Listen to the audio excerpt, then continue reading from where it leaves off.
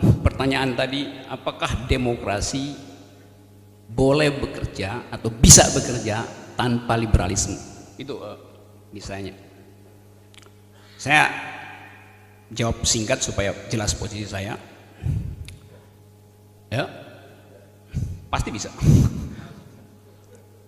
Itu demokrasi tanpa liberalisme itu sama dengan kamar hotel tanpa connecting door. Apalagi buat jomblo. Saya jomblo. Jadi saya tetap perlu liberalisme. Harus ada connecting door dari demokrasi ke liberalisme. Saya akan terangkan kenapa perlu connecting door itu. Atau seperti Nahdliyin tanpa Jil, itu demokrasi tanpa liberalisme. Bagian itu saya nggak mau terangkan.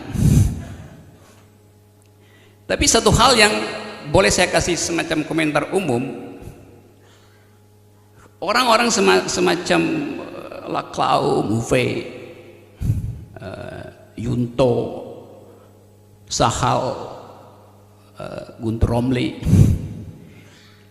tidak mungkin sebetulnya menjadi liberal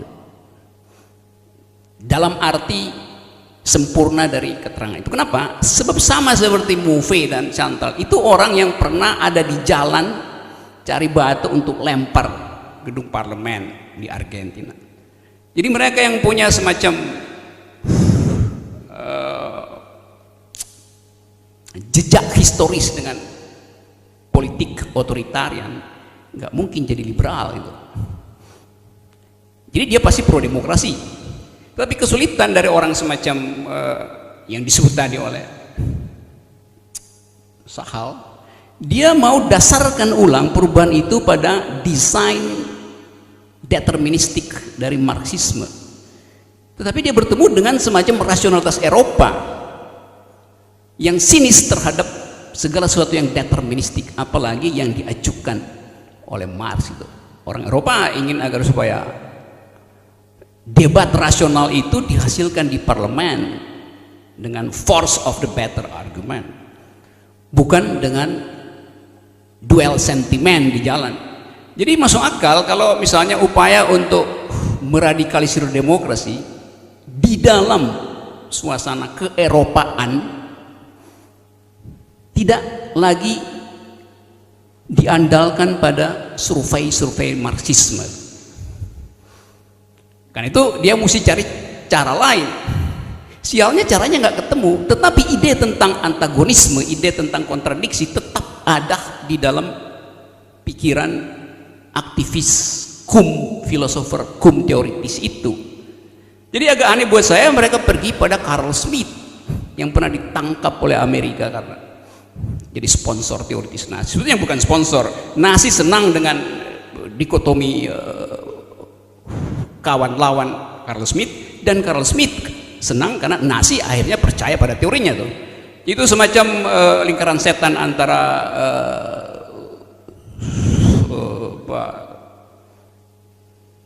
surveyor dan KPU tuh. Nggak tahu bagaimana caranya keluar dari situ.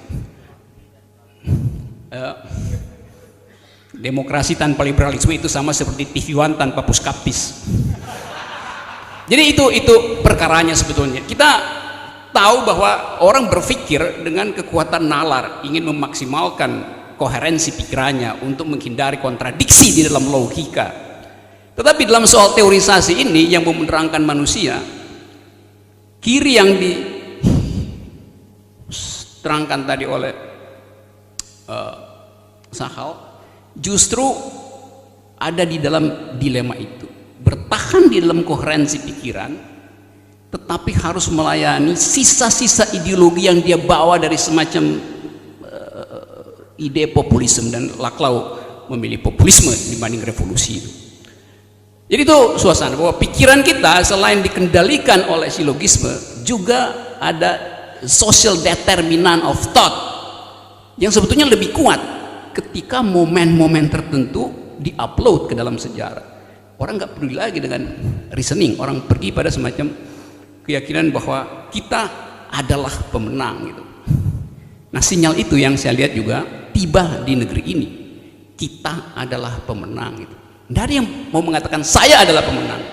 Selalu kita takut untuk mengambil kesimpulan saya adalah pemenang. Jadi alam pikiran kita sebetulnya adalah alam pikiran yang palsu, mau menang tapi bersama-sama itu. Menang cari kawan itu. Dan sebelum menang survei dulu. Kalau trennya menang, ya di situ. Jadi menang yang tidak datang dari semacam iman seorang true believer itu. Menang yang sosiologis, bahkan menang yang statistis itu. Nah itu keadaan kita hari-hari ini sebenarnya.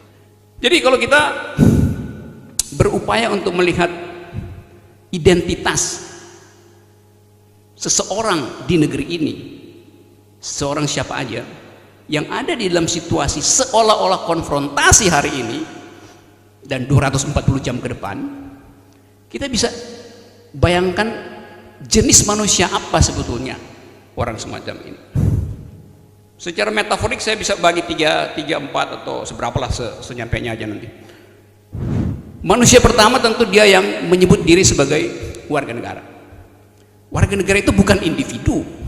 Warga negara itulah warga dari negara.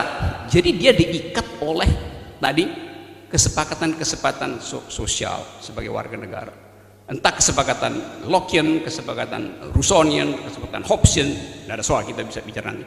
Tapi dia diikat oleh dalil-dalil, oleh kesepakatan, oleh hukum segala macam. Beda dengan konsep individu. Individu itu betul-betul adalah subjeknya pasar. Nggak ada definisi lain. Menjadi individu artinya boleh tidak memelihara negara, tetapi dia hanya disebut individu kalau dia rasional di dalam cara dia menjadi makhluk ekonomi itu. Jadi saya mau coba beda, ada individu yang adalah oknum pasar, ada citizen yang adalah oknum negara, tapi ada juga semacam oknum lain yang nggak di situ, nggak di situ.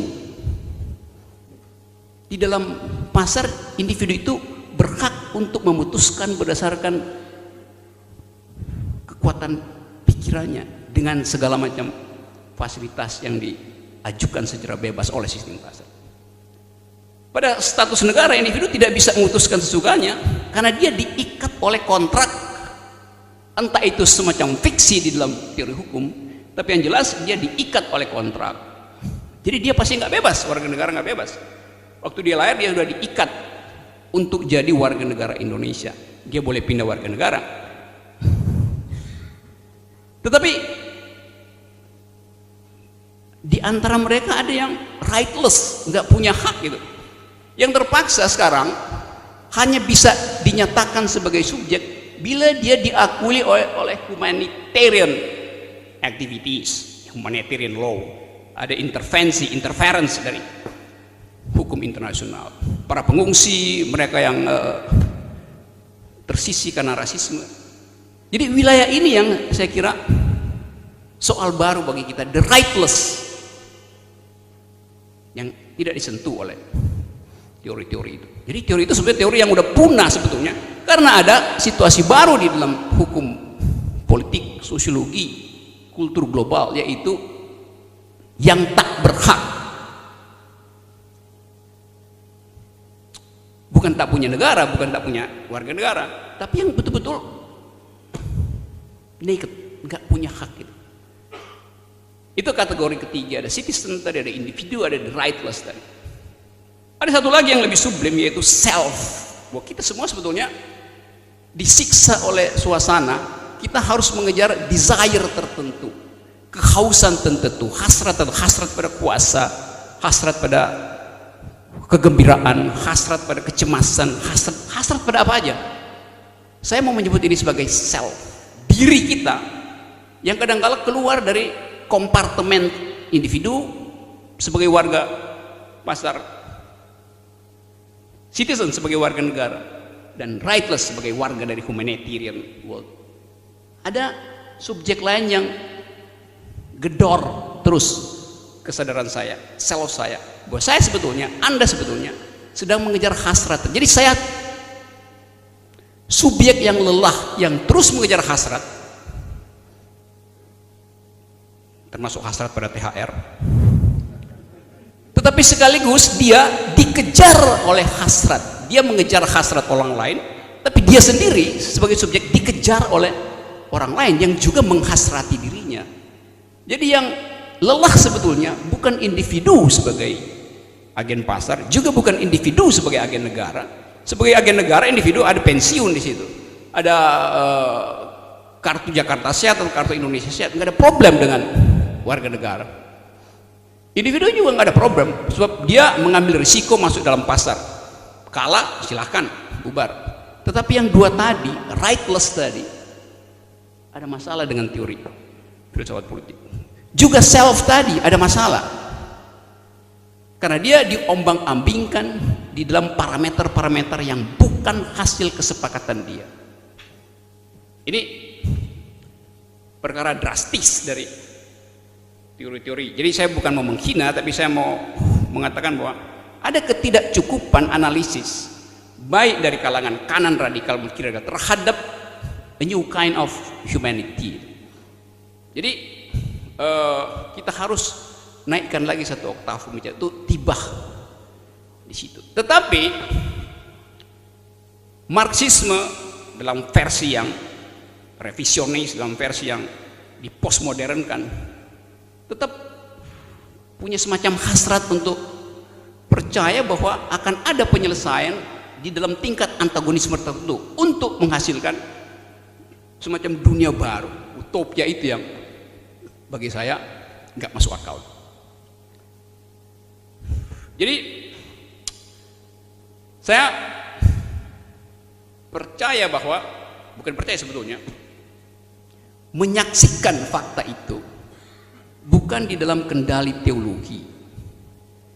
Yang di kita sekarang, kita nggak akan memilih Tuhan dalam 5 tahun ke depan, tapi suasana sosial kita sangat-sangat teologis, aneh bin ajaib alias sinting itu. Bahwa kita memilih makhluk sekuler, tapi seluruh wacana kita adalah teologis.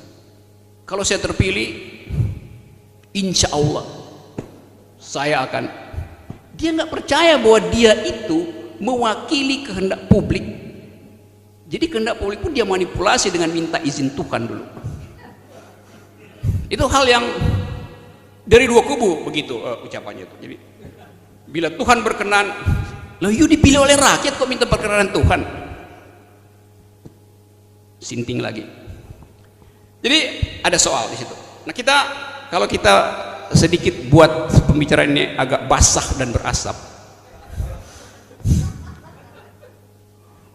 Konfrontasi ini kan konfrontasi yang palsu, seolah-olah konfrontasi. Tetapi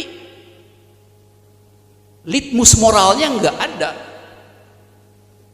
Nggak ada satu duel moral habis-habisan di dalam dua pengkubuan politik ini, juga di dalam watak para penonton. Jadi euforia itu ditimbulkan oleh semacam semangat teologis semu itu. Saya ingat ada seorang pendukung dari nomor, saya suka lupa 1, 2 yang mana, yang menganggap bahwa di tahun 2009 Prabowo adalah bapak pertanian. Sekarang pasti yang bersangkutan mengatakan Prabowo adalah musuh dari petani. Kenapa? Perintah partai. Dalam 5 tahun bisa berubah perintah partai. Jadi di mana otonomi moral kalau kita mau debat dalam soal itu? Hal yang sebenarnya juga pasti ada. Itu yang menyebabkan saya menonton soal-soal ini di dalam sinisisme yang bisa saya pertanggungjawabkan. Ini gak ada urusan dengan memilih seseorang karena keadaan terpaksa. Keadaan terpaksa itu tadi, state of exception itu hanya boleh ada bila ada kontras moral habis-habisan, hitam dan putih. Dan itu pilihan eksistensial. Di dalam keadaan sekarang, pilihan itu disodorkan oleh mesin, lalu kita rayakan sebagai sesuatu yang menggembirakan. Saya menganggap bahwa itu satu tindakan bukan gegabah, ceroboh dari orang yang berpikir itu. Tapi saya masih katakan orang yang berpikir, bukan citizen yang terpaksa mesti masuk di situ karena disuruh partai. Jadi sebetulnya kebanyakan kita adalah petugas partai, nggak pernah diuji konsistensi kita di dalam soal-soal pertimbangan moral itu terhadap seseorang. Hanya ada skala ordinal, ini lebih sedikit, bukan skala nominal buat. Ini beda dengan itu tuh. Hal yang dulu kita bisa lihat di dalam keputusan Hannah Arendt misalnya untuk memutuskan apakah Adolf Eichmann adalah seorang yang berpikir atau betul-betul fungsi aja. Dan semua orang marah pada Hannah Arendt waktu dia bilang Eichmann itu sebetulnya adalah fungsi doang, fungsi dari XYZ, fungsi dari teologi politik, fungsi dari birokrasi politik. Dia disuruh untuk membunuh Yahudi, dia bunuh. Kalau dia disuruh untuk membebaskan Yahudi, dia bebaskan juga tuh. Dia adalah petugas partai. Banyak dari kita juga dalam kondisi petugas partai sebetulnya. Jadi saya kira buat sementara itu keterangannya, dan kita masih bicara hal